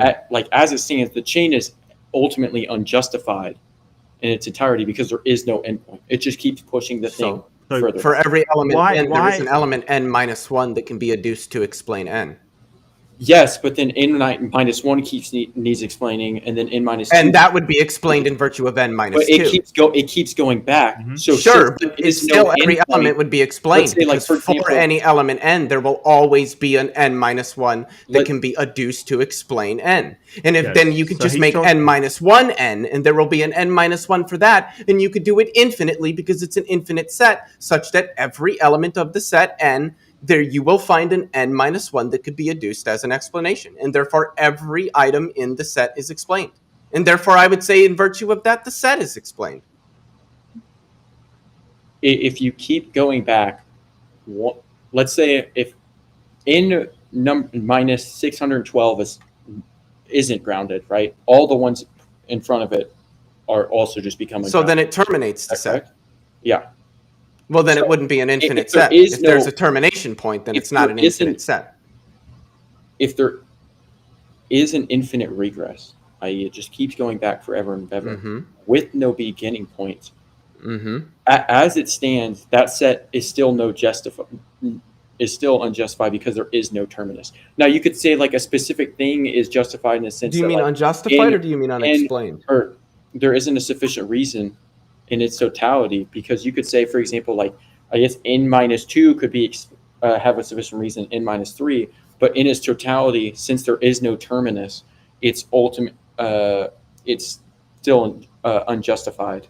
The set would be explained by each of its members. Yes, but with no and this endpoint. seems to be a little bit off topic of the does God necessarily exist? Normally it's okay to stray a little bit off path, but it seems like the whole debate's been totally avoiding the topic. Remember, the affirmative group is trying to demonstrate that it is necessary for this God to exist, right? And so you're trying to demonstrate that. Well, of course, but first of all, we have to demonstrate, or at least, try to pick out through what premises they would disagree with. If they disagree with the underlying principle, which is the principle of sufficient reason here, then we would have to, pick that out and debate it. If they disagree with, when Mark raised the issue of like what's wrong with just infinite regress, then we would answer that question. So, of course, sure, but I didn't bring up infinite regress. That was in Bugs, one of his core arguments. So. Right, saying that it was basically impossible, and then you were trying to see his positive argument for that. Oh, this is one of my. Well, I'm just saying, like, I don't see people demonstrating that it's impossible. Alex, and I don't see a demonstration. No, I get it. It can be distracting. That's fine. It's just I just haven't heard why, like, under some possible world, a God could not exist at all. Like, some possible world, it is just natural occurrences, and say even the solipsism question, like everything is an illusion. Like some possible world, I don't get what is logically contradictory about that. Same. I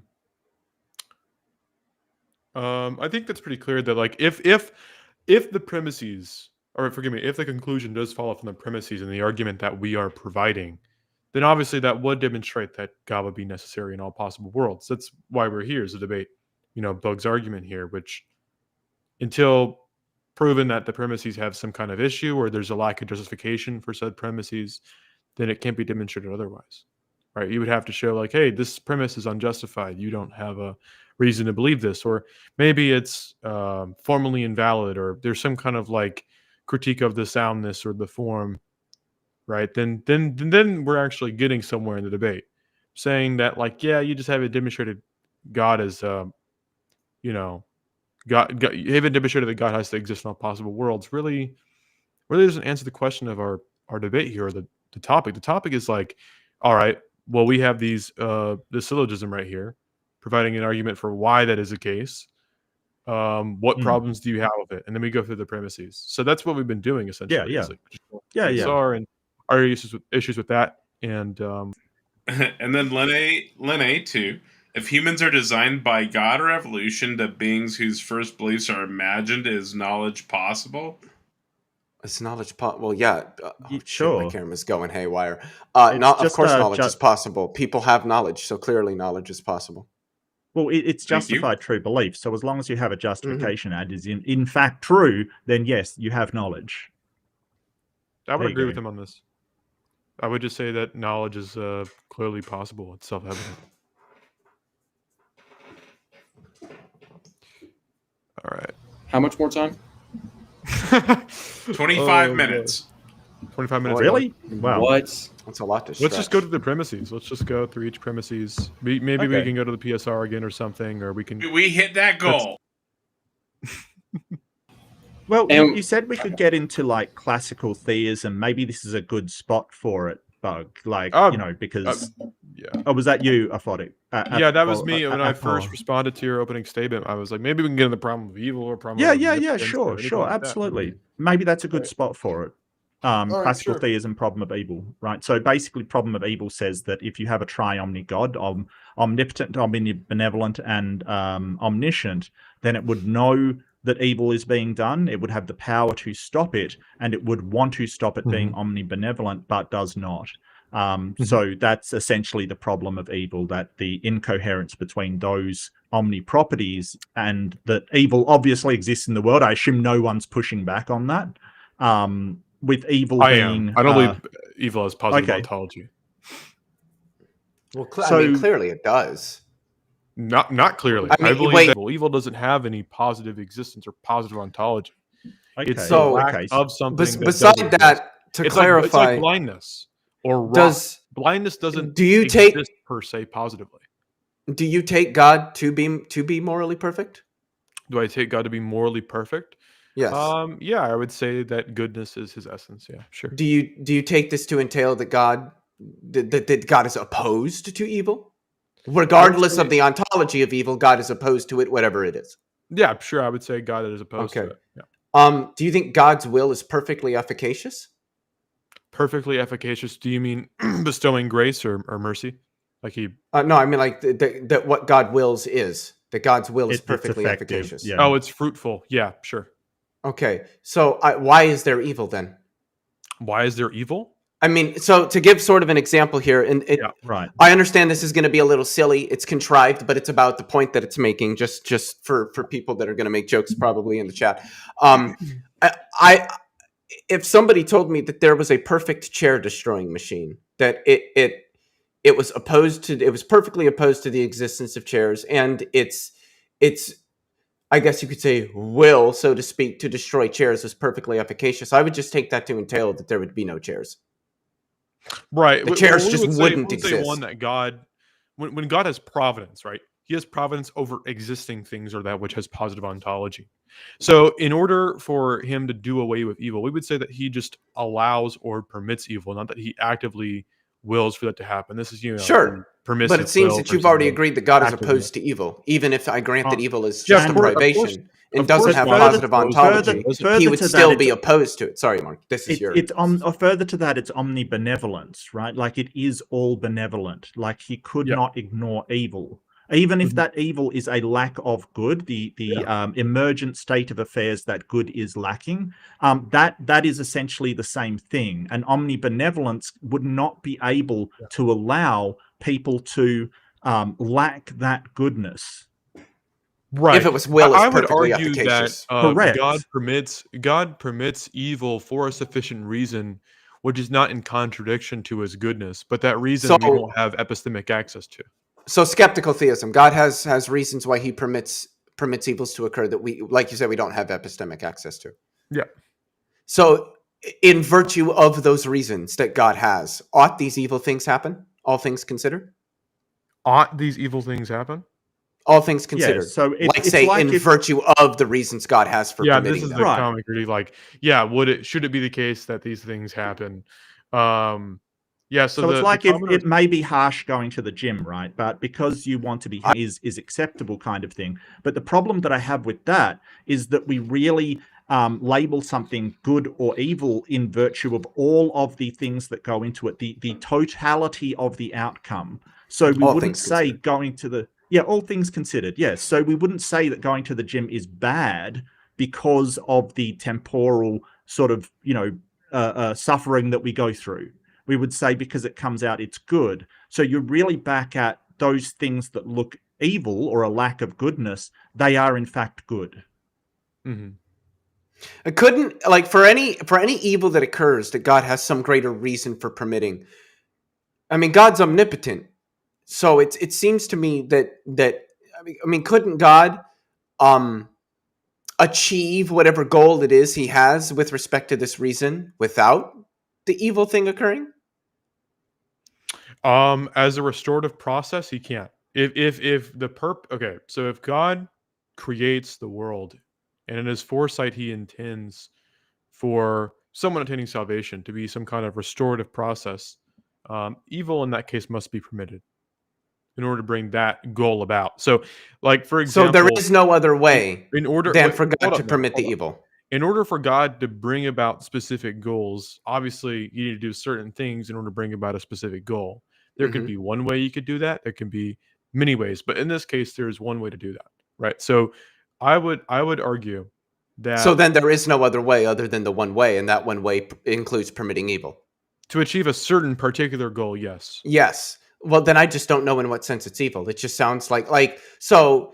A common example is, there's pain associated with receiving a vaccine, but humans currently don't at least have the technology. Let's just suppose, for the sake of the hypothetical, that humans don't have the capability of administering vaccines without the pain.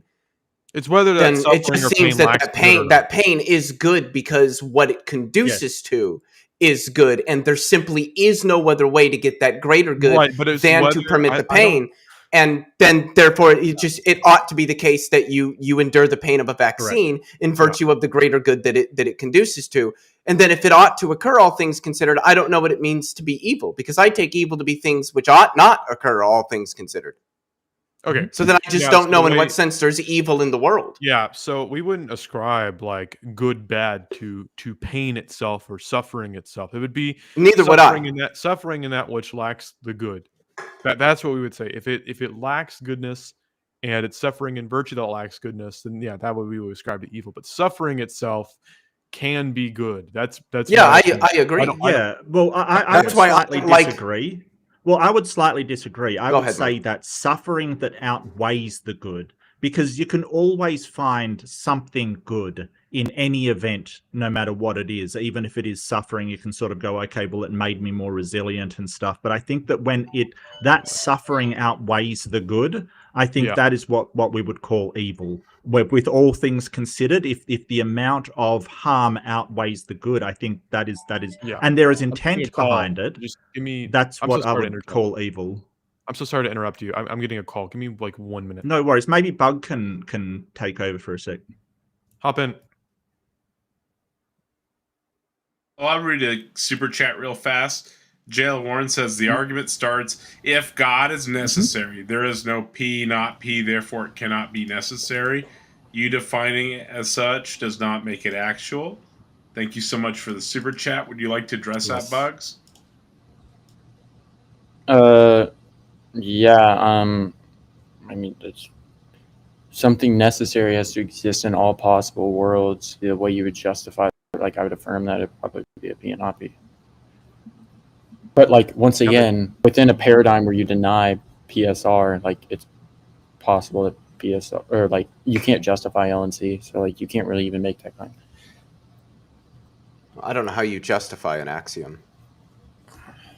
Well, an axiom is just that's a foundational belief, right? Yeah, some sort of like statement that serves as the foundation for some schema. Yes. Do you think if someone takes something as an axiom that they don't have to justify it? I mean, I don't think so, but that doesn't mean that I'm going to think that that's worthwhile to take as an axiom, or that it is in any sense axiomatic. I mean, at the end of the day, somebody could say anything and just claim that it's an axiom, but I just don't think anything's really going to turn on that. I think that a lot of people would probably reject a lot of things as being axiomatic. Well, then, like, there would be some type of justification or like grounds to determine if something's an axiom or not. Otherwise, someone could take, if you don't have to justify an axiom, it can just say anything's axiomatic. Then, like, I could just say but axiomatic. I guess what I'm saying is, I think just claiming that something is axiomatic, I would say, just seems to confuse what an axiom is supposed to be. These sort of statements in some sort of formal schema that you're using. Like, there's mathematical axioms, that there's is generally logical agreed axioms. upon. I mean, then they're generally agreed upon between everybody. So, I mean, it's just like it's basically a presupposition that is generally agreed on as the basis for further conversation or argumentation or something like that. And most people generally agree on these as a basis for how to understand the world. Well, I think it's just like, if you take that to be an axiom, and that's a determiner if it's generally agreed upon. God, 7 to 10% of the world is atheists, so God would be generally agreed upon by the vast majority of people to be an axiom. Well, but I don't think most people would take God's existence to be axiomatic. Yeah, I don't. In fact, I think a lot of them would reject that because they think there are reasons and justifications to think God exists. Like, I think if you asked William Lane Craig, he'd say, I don't think God's existence is axiomatic because there are reasons, there are justifications for thinking God exists. Yeah. Even with that, so you're taking an axiom is basically just a brute fact then. Well, not necessarily. No, it's a presupposition. Yeah, I think presupposition is you were disqualifying God because he has justification for his existence. Well, just a second, Bug. So a presuppositionalist, it may be axiomatic that God exists among them, right? It may be a presupposition that is generally agreed on between them, and so they take that as axiomatic, right? But I wouldn't take it as an axiom, no. Okay, so then but you're holding this position where if something's axiomatic, you don't justify it. Well, do you agree that the laws of logic, we can use the laws of logic? Do you agree with them? I agree with them, but the idea where if something's axiomatic that you don't need to justify them, if for example, I asked you to justify LNC and you say it's axiomatic as some excuse to not have to justify it. Well, that's not an excuse. It's that axioms aren't those kinds of things. So you think if someone asked you, let's say they don't believe in LNC and they ask you to justify LNC, that you don't have to because it's an axiom? Well, in your understanding, I mean, fundamentally, yeah, I would say, well, I just take it as an axiom. There are people that reject the LNC. Dialetheists reject the LNC. Okay, so then I can just say God exists by necessity, or God is just an axiom. And then you ask me to justify or prove God, and it's like, I don't. But I think that misunderstands what axioms are. Like, you see how because that's not agreed to by me. Like you're agreeing that, hey, we use these laws of logic. You're saying, hey, yeah, I agree. And so what I'm saying is that it's axiomatic between us, right? We all agree on it, that you can use that to understand the world, that it's useful. But when you sort of go, well, hang on, when you sort of go, well, I'm just going to claim that a God exists and say it's axiomatic, you can do that. But I don't agree with that. So it's not axiomatic to me. It's not a foundation. I would say it's not axiomatic at all, because God exists isn't like some statement utilized as the foundation for some formal schema or something like that. Like that's largely what axioms are. God would be the foundation for the laws of logic. Also, I think God exists is propositional, and I take that axioms aren't propositional. I mean, maybe some people think they are. I don't think that I agree that axioms are like these sort of propositional statements. I think there's something like a question, a statement that just isn't truth apt. But I think God exists is a statement. How are you supposed to even engage with this at this point? How are you supposed to engage with this if you take things as just axiomatic? Well, I take axioms. And then let's say. Well, if you're saying you reject the laws of logic, right, then we'd have a problem, yeah? We would have to justify the laws of logic, right? You're back now, though. Yeah, you're really. Yeah, I was saying that, do you see if someone asked you to justify LNC and you say, oh, it's just axiomatic, you don't justify it, and I were just to say you asked me to justify God's existence, I just say God's axiomatic. You see how that doesn't get anywhere? You can say that. I know, but that doesn't get. Well, I mean, that's not a justification. You can say that, but if you want us to justify LNC, like the law of non-contradiction, like I said earlier, you can point to physical instantiation of where things are not contradictory. You can't absolutely prove that it is a universal, but as nominalists, you understand that, we don't think that that is a universal, right? I believe that. What do you define universal? Is it necessary? It applies in all situations, all times, over all, all instances. Okay. That's fine. But in order to have a conversation, right, we can just go, these concepts are axiomatic. We take them to be true. And that allows us to have a conversation about them. If you reject the laws of logic, like the LNC, then we're going to have problems, aren't we? Yeah, that's what I'm saying. Well, assuming that you accept it. If someone asked, doesn't believe, I originally asked, if someone doesn't believe in law of non-contradiction, and they asked for justification, he was saying that, it's just axiomatic. That was my Yeah. point. With that line of thinking, you could say And I take anything axioms to be can neither happen. verifiable nor falsifiable because I think that Right. so like Oh wait, the laws of axiom is logic something aren't justifiable verifiable. because the concepts of justification that we build are themselves going to be dependent upon the laws of logic. So you can't, just like the laws of logic are, you can't prove them because they build the very concept of proof. You Okay. can't turn around and then take that and apply Yeah. that back, and then this starts to get into like Gödel's incompleteness theorems and things like that. So we did hit time, Bug. We were actually getting. I mean, in some Bug, sense, yeah. you were I not guess so. getting anywhere, bro. You were just were getting endlessly somewhere. asking definitions for terms, man. Did they provide you even- all the definitions you needed, Bug? Yeah, that's fine. All right. So let's go ahead and move into the conclusions. Bug went first, so we'll go ahead and start out with Bug again. Bug, let me know when you're ready, and I'll go ahead and start your 8-minute timer for your closing statement. Conclusion? What? Do you want to do the conclusion? Oh. Y'all both get up to 8 minutes, so I'm going to put you up, Bug, and then I'll put up Apophatic. Well, we were just going to concede one and do the other. Oh. But Apophatic, do you want to do that conclusion? Sure, I can do the conclusion. Perfect. You ready? All right. Yeah, I guess Bug didn't want to do it, but You've sure. got 8 minutes. All right, no problem.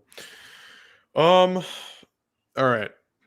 There's a few things that I wrote down here that I noted about the debate, or at least from my opponents. I wish we could have got somewhere a little bit more on, going through the premises. I think most of the debate really just hinged upon, can we justify the PSR? What is our arguments against infinite regress being possible when it comes to sufficient reasons? That was more interesting. I wish the debate should have been more on that and, covering the premises. But there was times when we got tracked somewhere else. And I think that, I mean, I didn't know what that was about when Mark claimed that immaterial abstractions can subsist with immaterial minds. He claims he didn't say that, but he did. I went back to make sure he did, and he did in fact say that. I really didn't like how Leo in the debate tried to claim that his justification for the metric was it just works. I think that, at that point you've lost the debate. You've lost because anybody can say anything just works, right? That anything can produce a successful outcome. Like, what weighs a successful outcome? What is a sufficient reason for how you even came to the ability to decipher between that which is inexplicable and that which is explicable? I think that Leo did do good on that, and Mark did too good when it came to what logic is. Like, if logic is something that's made up of matter, he could point me to what material thing logic is. He said that logic is an abstraction and that it wasn't a material thing. So he claimed it was material and then backtracked and said it wasn't, and that was an abstraction. And he said that that was somehow immaterial and could subsist of an immaterial mind. I think that I have my critiques of Bug's points as well, but obviously I'm supposed to be giving the closing or the conclusion for the affirmative side. I think that we could have gotten somewhere, but really I think we backtracked a lot, or not backtracked. Forgive me. We lost where the argument should flow. I think it didn't flow how I wanted it to, and whatnot. But I'm gonna just conclude there. I actually like this debate. I want to come back on the panel when I have time and it's not so it was so unexpected for me to come up here, and I can actually prepare, and I know all of Bug's premises pretty well. Whenever he can go through that with me, then I can provide a more proper defense. I wish we could have gone more into problem of evil and the problem of omnipotence. I was kind of playing around with the skeptical theistic model, which obviously has a lot of critiques I'd like to go through. Maybe that can be a different debate. But does Bug want to say anything? I just can see my rest of my time if he wants to say anything. On the atheist side? All right. So, Mark, I'm going to go ahead and put you up. You've got 8 minutes whenever you're ready. Yeah, I kind of agree with Apophasis. He basically, I would like to talk about Apophatic.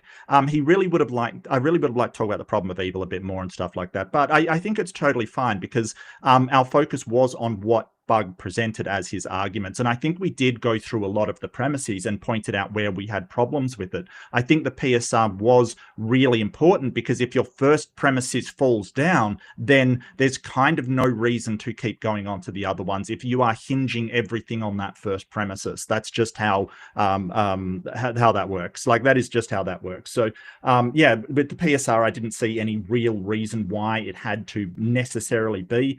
The infinite regress, I don't see why either an infinite regress or a cyclical model would not be impossible. And if something is possible, then the God is not necessary, right? Like, so this is the problem, that there seemed to be some confusion over the positions where just because the thing is God real, does God exist necessarily, that we have to prove that he necessarily doesn't, and that is not the opposite position. We just have to prove that he doesn't necessarily exist. That's the opposite position. So there was a lot of confusion over that. I don't see why it led to a mind being able to recognize phenomenon or anything in reality. Like recognition and a mind does not necessarily equate to one and the same thing. I think that is the ability to take actions and be an agent is also something you'd have to demonstrate. And I didn't really see them demonstrate how they know that any presumed cause of this reality has actually got a mind.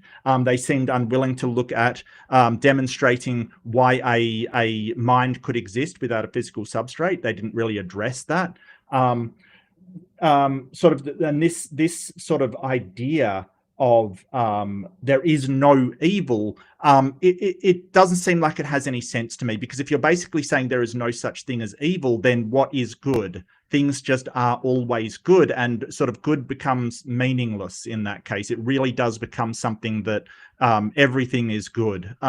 It's very, very strange. I've never seen somebody sort of claim that there is no evil before, and I would have loved to talk about that more, because there's clearly things that we would describe as evil, even if, they are just a lack of goodness, and that is your definition of evil. I think the problem of evil argument still stands on that one, because no matter what you define evil as, it's still as a lack of good. The problem still remains that a God would try to eliminate that lack of good, even if you're saying, hey, that's not technically evil. I think they would still, the argument still holds. But I really did enjoy this debate. I want to thank my opponents. I want to thank Leo and Breakfast Taco. Much obliged. I really did enjoy this. And I'll concede the rest of my time if I have any. Cool. And Leo, you've got up to 8 minutes. Let me know when you're ready. Ready. You got 8 minutes. So, for a second, PSR aside, I don't know if somebody is going to make the claim that something exists necessarily. I just want to know, in virtue of what it is, that it exists necessarily, that isn't just saying or defining it as such.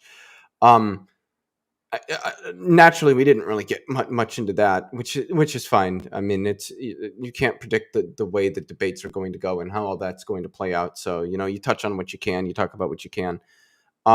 With respect to the PSR, which we've been abbreviating that, and I think almost everybody can follow, that's principle of sufficient reason. But just to sort of reiterate, principle of sufficient reason, at least one general formulation is the idea that all contingent facts require some sort of something sufficient to explain the contingency of those facts or of those state of affairs. I don't think contingency entails explanation. I don't think explanation is a thing out in the world. I think explanations are things that agents tend to seek about things through whatever variety of means that they choose to use. I think a lot of that gets into metaphysics of explanation and what it is we mean by explanation. There's scientific explanations. There's mathematical explanations. is the concept of grounding an explanatory concept. Like there's just a lot to unpack there, and I'm not going to claim to understand it completely myself. But I don't think I heard anything that motivates me to accept a PSR. So that's for me, that's the biggest thing. I think the objection that our opponents pushed us probably out of the objections given to a rejection of the PSR. I think the one that they gave is probably one of the stronger ones. That this idea that, well, if one rejects the PSR, what differentiates between explained and unexplained things? How do we do this? I do think I gave a meaningful account of how we differentiate between explained and unexplained things, at least in the sense of like the things that exist in the physical world in terms of the degrees of freedom. I think I'm justified in this for the same reason that I would say I think I'm justified in using science. Some might say, well, why are you justified in using the scientific methodologies? Well, because they work. I mean, because we can go out in the world and get accurate descriptions about the world that can be measured and corroborated in a variety of ways. And I think that appealing to a degrees of freedom approach, like I suspect many physicists probably would in this instance, is coherent for figuring out, again, at least with respect to things that exist in the physical world, whether or not they are explained or unexplained, or whether or not they are brutally contingent. Are there more underlying degrees of freedom that we can appeal to in terms of an explanation that we can go to, that we can adduce as some sort of explanation for the physical phenomena at hand? So I think that's important. Outside of that, like what explains, like, say, why I made some decision, I think, again, that's going to get into what it is we're talking about, what kinds of explanations we're looking for, what it is we mean by explanations. But I don't think that any meaningful metaphysics of explanation is going to suppose that all things, whether intentional or mechanistic, are going to need some sort of explanation. I think that the concept of brute contingencies is very consistent within the realm of metaphysics as it stands today. The rejection of the PSR is something that is very, very common amongst metaphysicians. Most metaphysicians would say that they don't accept the PSR.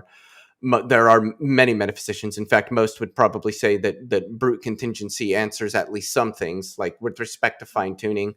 Most metaphysicians, most philosophers in general, think that brute contingency is what best explains that, per the 2020 Phil survey, at least. So these are, I point this out not because I think it makes me right or something, but just to show that this is a completely coherent and legitimate concept considered by the relevant experts who spend their days reading these subjects, teaching these subjects, writing on these subjects, thinking about these things. They think that this is this is a coherent way of understanding the world around us and our place within it.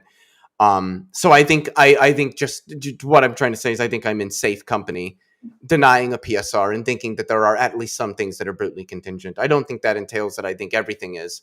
I think there are things that are explained, and then I think there are some things that aren't. And I really struggle to see how this is not a coherent picture of the world. Is that everything? Mm-hmm. Thank you so much for the great closing statements. Oh, looks like Bugs left. Anyways, we'll be having an open panel here shortly. We did have a vote in the audience. It looked like Leo and Mark won the vote for the pair of master debaters for the evening. So Mark and Leo, you guys are this evening's master debaters. Congratulations. Oh, never mind. Y'all won with 59% of the vote. I'm sorry, I was all Leo. Yeah. And